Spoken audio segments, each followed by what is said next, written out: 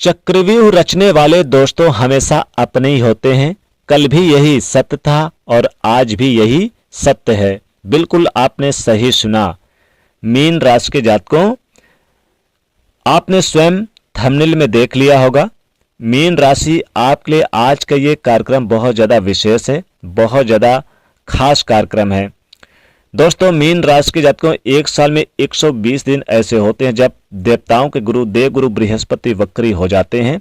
और आज मैं आपको समझाऊंगा मीन राशि ये 120 दिन बृहस्पति वक्री होने वाले हैं 11 नवंबर 2025 से लेकर 11 मार्च 2026 तक।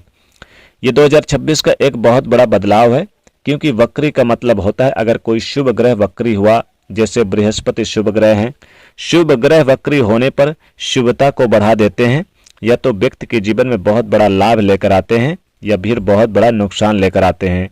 लेकिन डिपेंड ये करता है कि आपकी राशि से वो प्लेनेट कहाँ पर वक्री हुए हैं, कौन से हाउस में वक्री हुए हैं, उनकी दृष्टि कौन से हाउस में पड़ रही है, आपके लिए वो शुभ हैं या फिर वो अशुभ हैं, ये जानेंगे। दोस्तों, आज ये मीन राशि के लिए 120 दिन गुरु वक्री कैसे रहेंगे, बहुत बड़ा बदलाव है, समझाऊंगा आपको ये वक्री क्या होता है, कैसा है, कौन से हाउस में है आपके हो रहे हैं। चलिए दोस्तों, करते हैं शुरुआत। ये कार्यक्रम जन्म चंद्र राशि पर आधारित है। अगर आप अपनी कुंडली पर विश्लेषण करवाना चाहते हैं तो वीडियो नंबर वीडियो पर है। सबसे पहले दोस्तों थोड़ा सा समझ लेते हैं कुछ टाइम के लिए कि वक्री क्या होता है।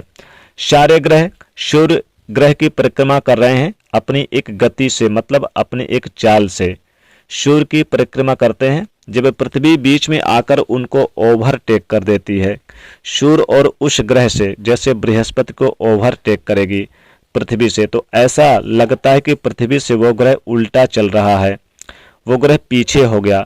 वास्तव में ऐसा नहीं होता, गति के कारण ऐसा लगता है कि वक्र हो जाते हैं बस, लेकिन ये बहुत बड़ा एकदम से बदलाव लेकर आता है। चलिए अब जानते हैं कि अब क्या होगा आपके जीवन में। ये आपकी राशि मीन राशि, आपके पंचम भाव पे देवगुरु बृहस्पति आपके राशि के स्वामी पंचम भाव पे उच्च के होके वक्री हो रहे हैं।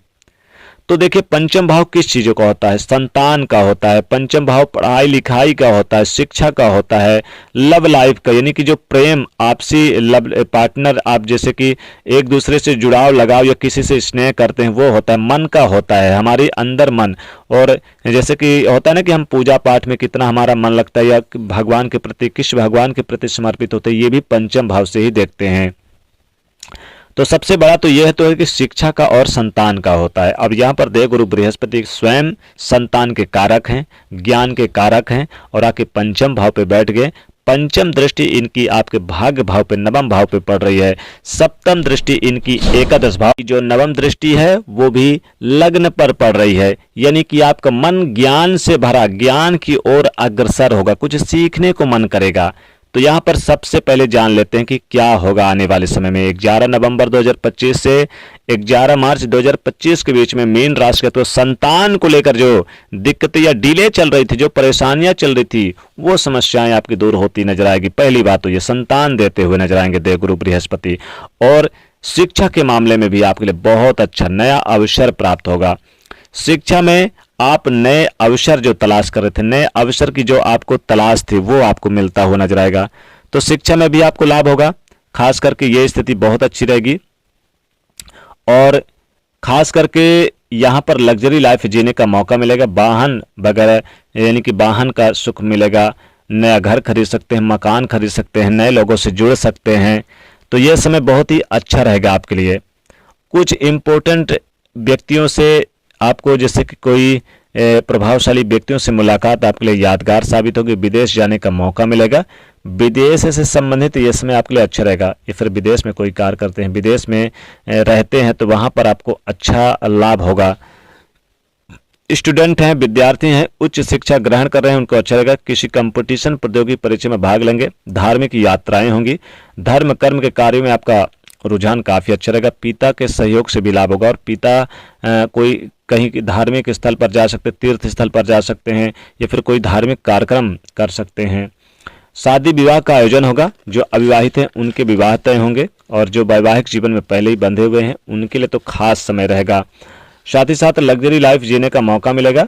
और अपने कैरियर और व्यवसाय में आपको कुछ नया करने का एक जोश जुनून होगा। अचानक बड़े बदलाव करेंगे, कैरियर में नई राहें चुनेंगे, नए तरीके ढूंढेंगे। और बता दें कि नए रिश्ते, नए लोग आपकी ज़िंदगी में एंट्री मारेंगे। संतान की ओर से कोई उपहार मिल सकता है, संतान की ओर से कोई बड़ी खुशखबरी मिलेगी।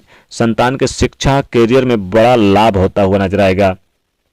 हालांकि किसी महिला से, किसी स्त्री से आपको इस समय बदनामी से भी बचा के रखना होगा, क्योंकि यह समय अच्छा नहीं है। लेकिन साथी के ज़्यादा एटीट्यूड, ओवर कॉन्फिडेंस, ईगो से भी थोड़ा सा बचना होगा, क्योंकि ये आपको परेशान कर सकता है।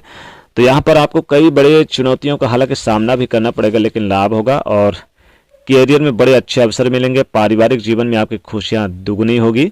जिस काम की भी शुरुआत करेंगे उस काम में आपको लाभ मिलेगा।